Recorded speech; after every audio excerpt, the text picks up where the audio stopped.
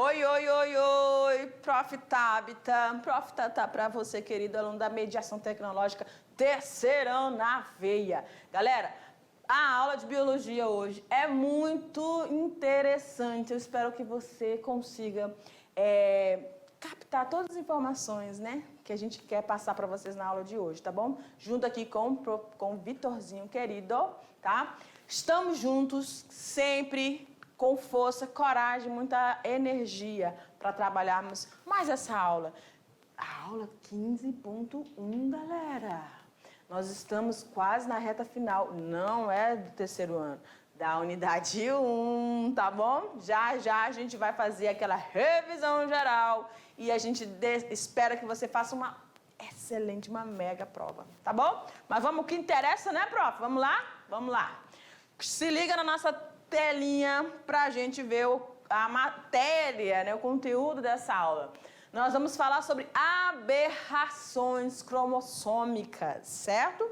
Nós vamos ver quais são esses tipos de aberrações. Aberrações, professor, está relacionado com as mutações? Sim, está relacionado sim. Só que elas vão provocar fenótipos, características bem pontuais, bem enfáticas, em indivíduos que vão apresentar esses tipos de anomalias ou aberrações, certo? Vamos falar sobre as ocorrências, como elas ocorrem, e vamos falar sobre os tipos delas, tá bom? Esse é o conteúdo da nossa pegada da aula de hoje. Para ela, obviamente, que você precisou ter a base da aula anterior. Porque nessa aula a gente vai falar de novo, e aí você vai lembrar, essa daqui é cromossômica, não, essa aqui é numérica, essa aqui, tá entendendo? A gente não vai voltar em tudo, não. Então, você já tem que estar nessa pegada aí. Falou o conceito, você já tem que associar o que é. Perfeito? Vamos, então, para a tela? Joga lá. Nossa habilidade dessa aula, entender os componentes hereditários, suas aplicações na engenharia genética e as questões éticas envolvidas. Nós vamos compreender também a herança genética ligada, restrita e influenciada pelo sexo, identificando as anomalias ligadas a cada uma dessas heranças. Certinho? Então, vamos lá. Queridos alunos da mediação tecnológica, olha só. Quando a gente fala de alterações cromossômicas que vão ocasionar as aberrações cromossômicas, gente, quando a gente fala de... Vem pra cá comigo, vem comigo. Chega mais. Quando nós estamos falando de aberrações, eu não estou falando daquelas aberrações, eu estou falando de aberrações cromossômicas. Eu não estou falando daquelas aberrações onde a gente tem, até nos animais, que um animal nasce com uma... Ele é uma espécie, nasce com umas características bem diferentes de outro bicho, que pode acontecer, tá? O indivíduo está com 3 braços, sabe? Não é isso, não. A gente está falando de aberrações cromossômicas que vão afetar, sim, nessa estrutura, tá? Obviamente que tem doenças bem difíceis, como a Patal, né? Que a gente chama de síndrome do gato. A criança, ela tem uma deformação que provoca tanta dor que o bebê nasce com um choro que é inconfundível, né? É desesperador. E ela, infelizmente, não tem muito tempo de vida, tá? Mas calma teu coração, que eu não vou mostrar essas coisas pesadonas, não, tá bom? Vamos ficar de boa. A gente vai falar daqui das principais, então. Agora pode tirar de mim. Face aí. Agora joga lá na tela de novo. Isso, menino. Vamos lá. Os principais tipos de alterações que causam as anomalias cromossômicas são... Vamos lá, olha aqui elas de novo. Deleção, professora. Prof, passou. Não tem problema, a gente volta. Aí. Vamos pra cá. Puxa a caneta pra cá. E agora vai dar certo. Deixa eu ver, deu.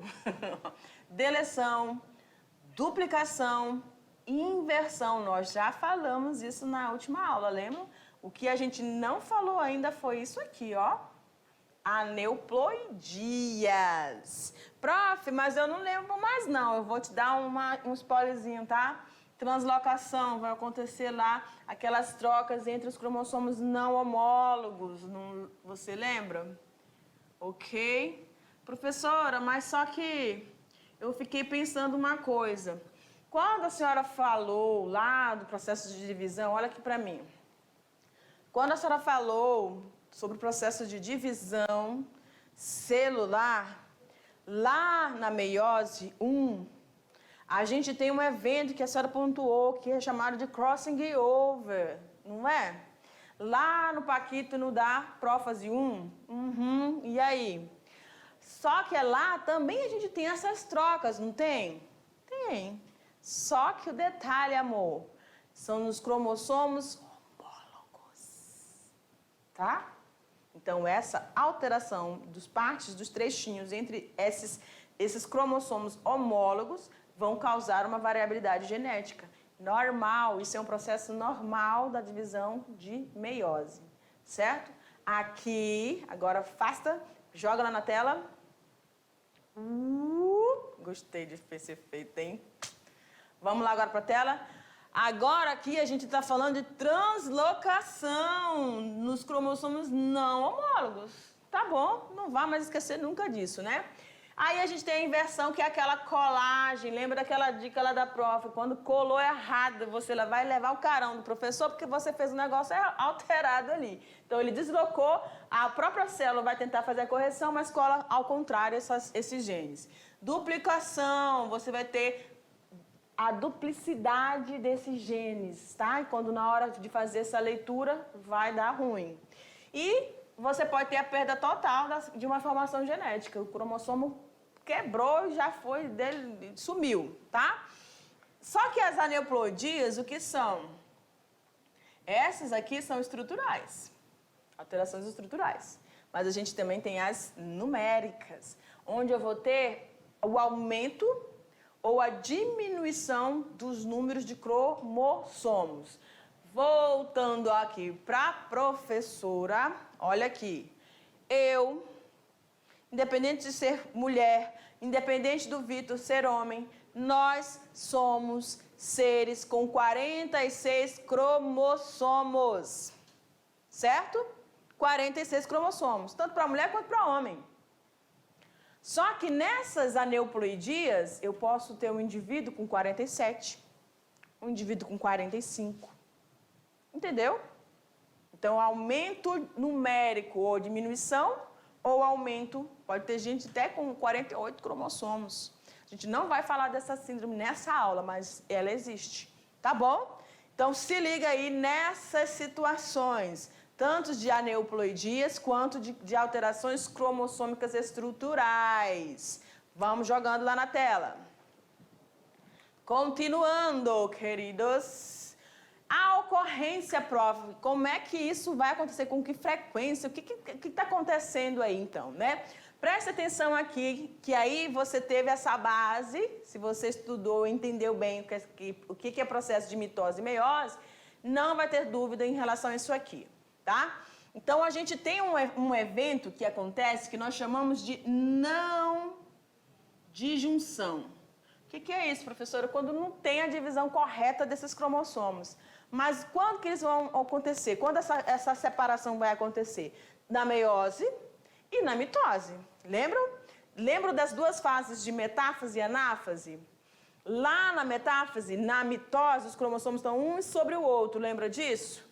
Tá lá, ó. Né? Um sobre o outro. Opa. Opa. Quase em cima do Vitor. Ainda bem que eu olhei a tempo, né, Vitor? Olha lá. E aí, quando você tem isso aqui é na metáfase. Quando você tem a anáfase, você tem o quê? A separação das cromátides, tá? Na mitose. Na meiose, prof, o que vai? Isso aqui é mitose. Vou colocar aqui para não confundir. Aqui é meiose, tá bom? Olha lá. Essa célula aqui está identificando o que aconteceu, aquele evento que é o crossing over, onde trocou trechozinhos com os cromossomos homólogos, vai dar variabilidade genética, isso é informação que você já sabe. Então, quando você tem um processo normal, você vai ter na meiose 1 a separação dos cromossomos homólogos e na meiose 2 você vai ter a separação, então, das cromátides. Lembram? Só que esses eventos podem não acontecer. Olha o que aconteceu aqui com essa célula. Em vez de separar aqui, vamos para o normal. O cromossomo separou as cromátides, perfeito. Formou os gametas com os 23, cada um com cromossomo, tá? Nesse indivíduo aqui, ó, não separou, tá? E isso vai ocasionar, tanto pode acontecer na meiose 1 quanto na meiose 2, vai ocasionar indivíduos sem cromossomo. Por quê? Ele não se separou nem na anáfase, ou você presta atenção aqui, olha aqui pra mim. Isso. Na meiose 1, eu tenho separação. Gostou dessa? Separação veio. Na separação, eu tenho a separação dos cromossomos homólogos, na meiose 1. Tá? Aí vai acontecer a anáfase, cada cromossomo vai para uma célula. Só que na anáfase 2, eu tenho a separação das cromátides. Lembram? Para formar os gametas.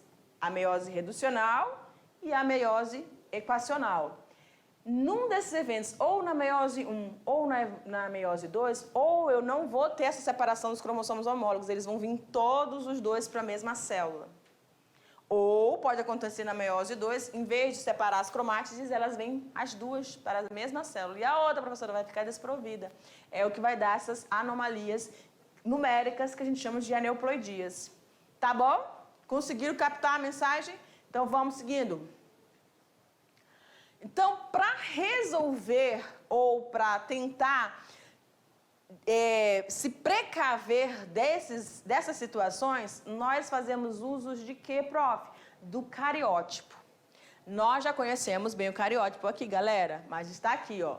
O que é, então? A representação gráfica do conjunto de cromossomos de uma célula, organizados conforme o tamanho, lembram? Forma e número de cada cromossomo.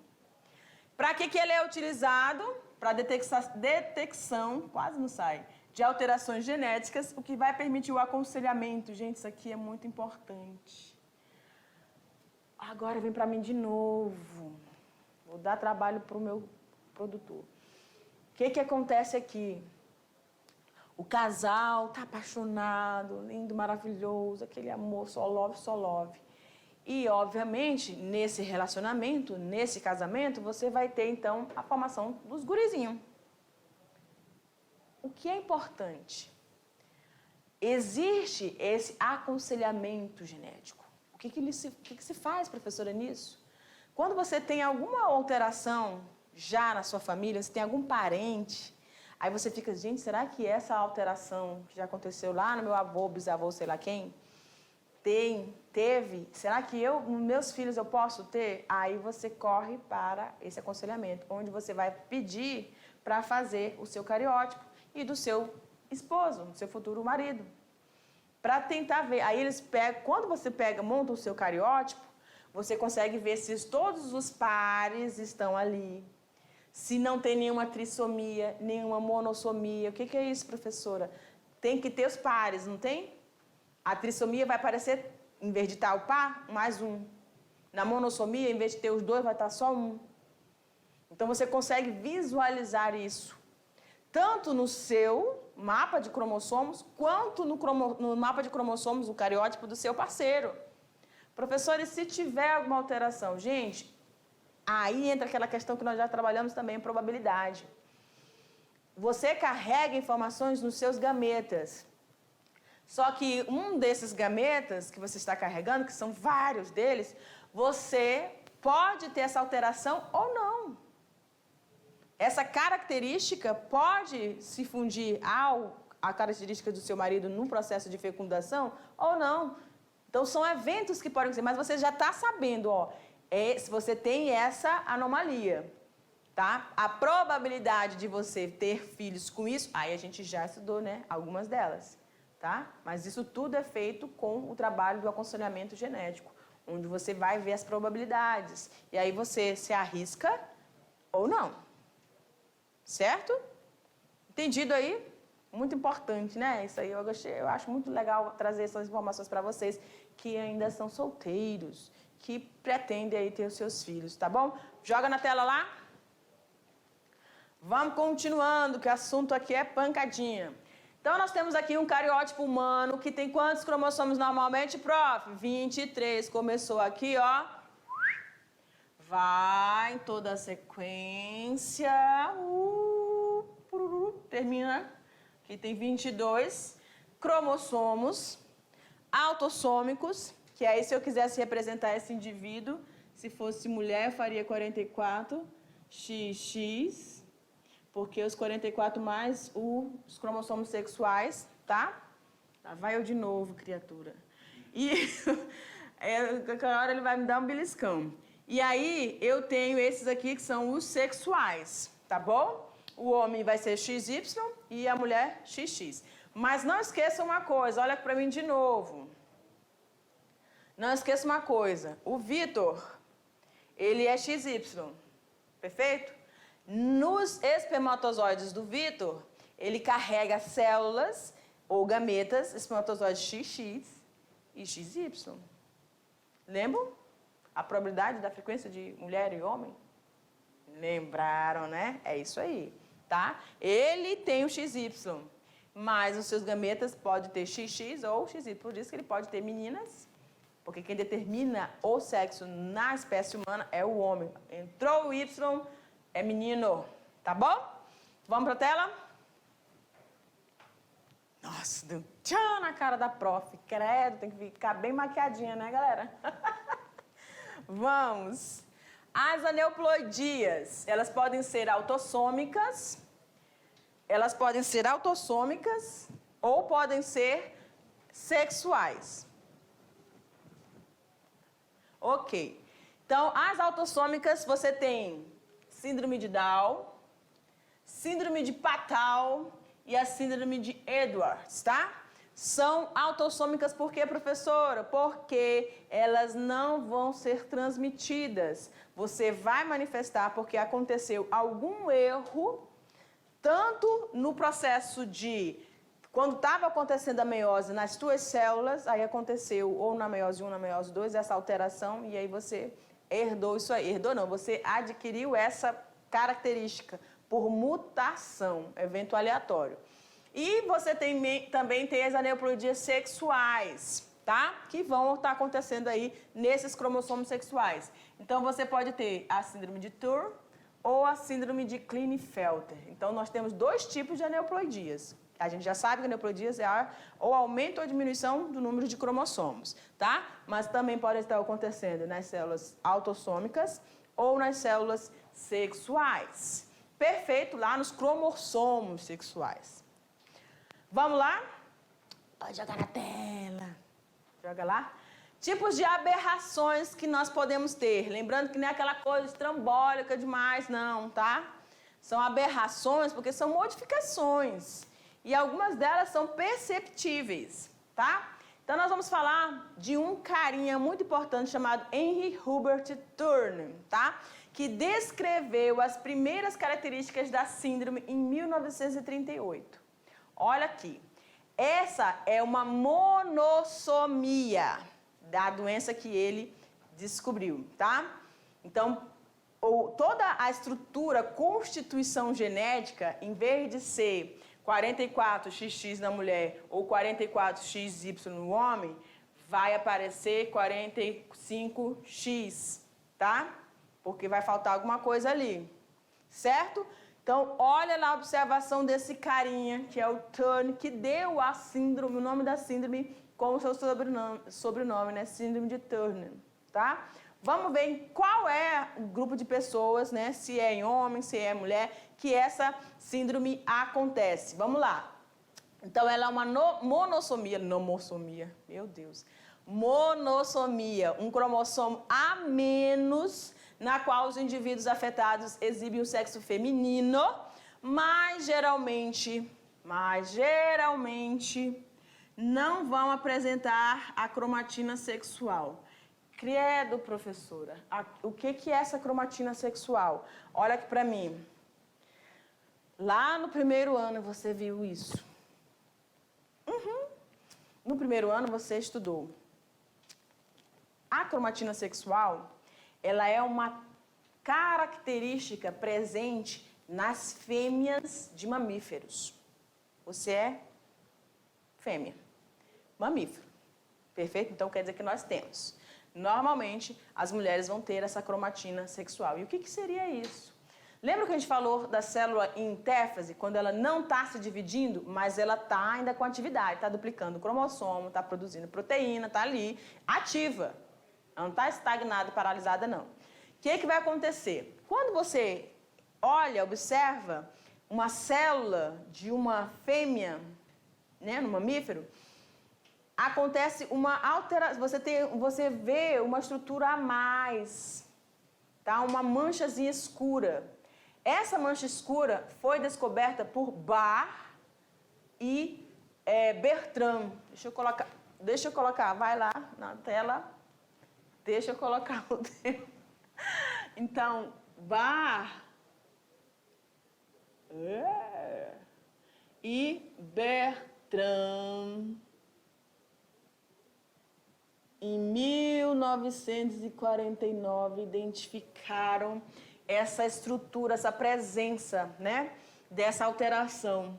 E aí a Lyon conseguiu explicar melhor, né, essa estrutura dessa cromatina sexual, que é uma referência, faz referência quando você visualiza essa cromatina sexual. Por que ela aparece ali, pessoal? Porque você tem, lembra que a mulher tem XX? Então, é como se fosse para resolver essa duplicidade do XX, tem muito X, né? Aí ele forma esse corpúsculo e ele fica inativo ali, tá? Ele não vai estar atuando nas outras células. Ele está presente, mas ele não vai estar atuando. Então, quando você tem isso, a mulher for XX, ou vai se manifestar a característica do X do pai ou do X da mãe, tá? Nas células reprodutivas. Tá bom? Joga na tela que tem conteúdo ainda. Vamos embora. Então, na síndrome de Turner, olha lá como é que vai ficar o cariótipo. Aqui, o cariótipo normal, tá? E aqui, o cariótipo de uma pessoa afetada. Que pessoa? Uma mulher. Você tem todos os cromossomos 1, 2, 3 e na sequência, chega no 22, no cromossomo sexual, você tem apenas um X e o outro não aparece, tá? Então, essa característica, por isso é chamada de monossomia, porque em vez de ter os 2 cromossomos sexuais aqui, eu vou ter apenas um. E isso é batata, você fez o cariótipo e você já identifica essa pessoa, essa síndrome, tá bom? Vamos lá, aqui é outra estrutura aqui mais real, né, de como que vai ficar essa presença dessa anomalia aqui, ó, no indivíduo, tá? Ela vai acontecer, presta atenção aqui em mim. A síndrome de Turner, ela ocorre em uma mulher para 2.500 mulheres. Ou seja, entre 2.500 mulheres, uma vai ter essa síndrome, tá? Não é assim tão fácil de estar acontecendo, mas acontece, certo? Vamos lá para o quadro. Olha lá. E isso acontece por quê, professora? Porque numa das células eu não tenho, então no cromossomo sexual faltou ali esse posicionamento desse cromossomo. Porque houve uma não disjunção, tá? Que essa não disjunção nós vimos que ela pode estar acontecendo tanto na meiose 1, quanto na meiose 2. E aí, no caso, você tem, na meiose 2, em vez de separar as cromátides de tudinho, veio as duas e ficaram unidas ali, para a formação do cromossomo, parzinho de cromossomos 23. E aí você vai ter somente os 2 ali presentes, né? E um vai ficar desprovido dessa estrutura cromossômica. Vamos seguindo? Aí aqui a gente tem, aqui você tem algumas características. Olha aqui, ó, isso aqui é a estrutura, a constituição genética, tá? O indivíduo vai ser representado por 45. Aí a pessoa diz assim, 45, então ela tem uma anomalia. Mas essa anomalia é onde? Aí eu identifico no cromossomo sexual, quer dizer que ele só tem um X e o outro está ausente. O Então, eu estou pontuando. Eu identifico quantos cromossomos tem esse indivíduo, 45 e não 46, certo? E lá onde está acontecendo, lá no cromossomo sexuais, onde esse indivíduo vai ser X0, tá bom? As características dessa síndrome: muitas dobras na pele do pescoço, tá? Constrição da aorta, pouco desenvolvimento dos seios, deformidades, aqui ó, ele é mais tortinho, os cotovelos, os ovários subdesenvolvidos, há uma alteração no período de puberdade, tá? Manchas marrons pelo corpo da criança, menina, unhas pequeninas, o metacarpo, que é essa regiãozinha da mão, curta, mamilos muito separados, distantes, tá? Um do outro, e o tórax mais largo. São as características da síndrome de Turner que vão afetar mulheres, onde essas mulheres vão ser 45X0. Perfeito? Vamos seguindo. Agora a gente vai partir para uma outra síndrome, que é a síndrome de Klinefelter. Eu gosto de falar esse nome. Então, o que acontece aqui? Ela foi descrita por Harry Klinefelter durante... Vocês viram que o cara pesquisa um negócio, né? E ele tem que, logicamente, batizar aí com o sobrenome dele, poxa vida. Né? A pessoa tem um trabalho, transpira sangue para poder resolver uma situação e vai colocar o nome da outra pessoa? Não vai, tá? Então, você tem aí, ó, síndrome de Klinefelter durante um trabalho sobre o consumo de oxigênio. Olha só o que o cara estava fazendo. Estava estudando sobre o consumo de oxigênio na glândula adrenal. Estava lá trabalhando com as questões renais e, sim, as glândulas suprarrenais e beleza. E aí ele descobriu essa síndrome, tá? Muitos indivíduos apresentam essas síndromes, mas levam uma vida normal. É verdade. Sem saberem que são portadoras. Porque essa síndrome pode o indivíduo ter a portabilidade dele e não manifestar característica nenhuma. Mas ele também pode desenvolver a doença, né? Então, olha lá. As causas dessa síndrome. Ela é uma doença não hereditária. Professora, por que essa síndrome é classificada como não hereditária? Eu não vou transmitir. Eu não vou passar para os meus filhos essa anomalia, essa alteração, tá? Aneuploidias. Ou seja, aconteceu alguma coisa durante o processo de divisões no meu organismo que originou elas, mas eu não vou transmiti-las nas minhas células para formar os meus gametas. Tá? Então, eu não tenho essa capacidade, eu não herdei essa característica. Houve uma alteração das células que constituíam o meu organismo e essa síndrome apareceu, essa mutação. Tá bom, gente? Então, vamos seguindo lá. A falha genética que leva à doença ocorre durante a formação do ovo ou do esperma ou após a fecundação. E é geralmente causada por aquilo que a gente chama de não disjunção, que a gente já sabe, que é aquela não separação ou dos cromossomos homólogos ou das cromátides que não se separam na meiose 1 ou meiose 2. Os eventos ali que a gente já descreveu para vocês. Tá certo? Vamos seguindo. Características, então, dessa síndrome. Galera, eu quero que vocês prestem atenção aqui nessa ilustração, que a gente não coloca a ilustração à toa, não. Tá? Então, você tem aqui um indivíduo normal, 2N, com 46 cromossomos, e aí os cromossomos sexuais XY, perfeito?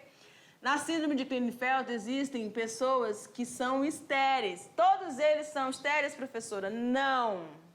Só vai ser estéreo aquele indivíduo com 47 cromossomos que tiver o XXX. Por quê, professora? Porque os homens podem ter XXY, tá? Mas quando ele tiver os 3X, ele vai ter essa anomalia e vai ter, então, essa esterilidade também marcando esse indivíduo. Então, a síndrome do duplo X, uma característica física bem evidente dessa anomalia genética é a estatura elevada. São pessoas, meninos, bastante altos, tá? Eles têm outras características além da altura, obviamente, que a gente vai pontuar aqui para vocês, mas essa evidência e a forma do corpo deles vai mostrar, vai identificar que há alguma alteração ali, alguma coisa diferente. Professor, mas ele é menino? Ele é menino, tá? Ele tem o cromossomo X. Vamos seguindo? Então, aqui, ó, nós temos indivíduos e essas características, tá? Nesses dois indivíduos. A altura é uma característica básica. Corpo eunucoide. Vocês podem observar que esse indivíduo aqui, ó, você está vendo o espaço que está aqui entre os braços e a cintura dele, né? Eles são mais acenturados, tá? Tem um pênis pequeno e outra característica importante, que é essa região aqui, ó, como se fosse na mulher, os pelos pubianos crescem como se fosse um triângulozinho. E na síndrome de Klinefelter, no menino, também ele vai ter o crescimento dos pelos pubianos dessa forma, tá? Além de ter pouca pilosidade e a ginecomastia, que é o crescimento das mamas, que a gente consegue visualizar aqui, ó, tá? Esse aqui é um indivíduo normalzinho, ok? Então, aumento de estatura, muito exagerada, pelos pubianos, uma característica, acinturamento, quadril mais desenvolvido no homem, certo? É uma síndrome. Professora, todos eles não, a gente acabou de falar, eles não são todos que vão ser estéreis, alguns vão poder ter filhos, alguns são só portadores, tá bom? Vamos seguindo. Aqui é a outra ilustração mostrando, né, essas transformações que acontecem devido a essa síndrome, tá? Deixa eu ver o que a gente não falou lá na outra. Falta da calvície frontal, que normalmente os homens têm uma entradinha a mais, né? E aqui neles, nas pessoas que têm essa síndrome de Klinefelter, olha lá, o Pito mostrou bem, eles não têm essa entradinha, que é uma característica masculina, tá? Ok, aí as ancas é o quadril, mais largos, braços e pernas bem alongadas, bem compridas. E o desenvolvimento, que é marcante, é muito constrangedor para o menino que está entrando na puberdade, ele começar a ter esse crescimento, tá? Mas existem formas de você amenizar os efeitos delas, ministrando, né, logicamente, o acompanhamento médico, administrando para essa pessoa hormônio masculino. E aí ele vai conseguindo controlar principalmente o desenvolvimento dos seios, tá? Dos mamilos. Ok?